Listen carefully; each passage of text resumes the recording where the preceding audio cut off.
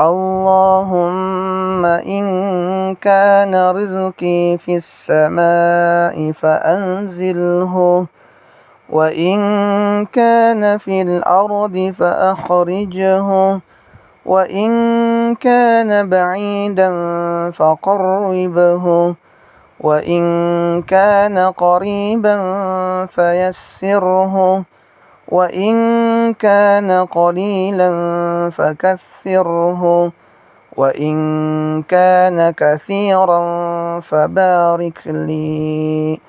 اللهم رب السماوات السبع ورب العرش العظيم، اقض عنا الدين وأغننا من الفقر.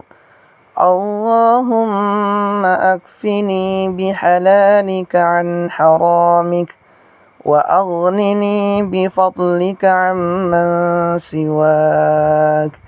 يا الله يا ربي يا حي يا قيوم يا ذا الجلال والإكرام، أسألك باسمك العظيم الأعظم أن ترزقني رزقا واسعا حلالا طيبا برحمتك يا أرحم الراحمين.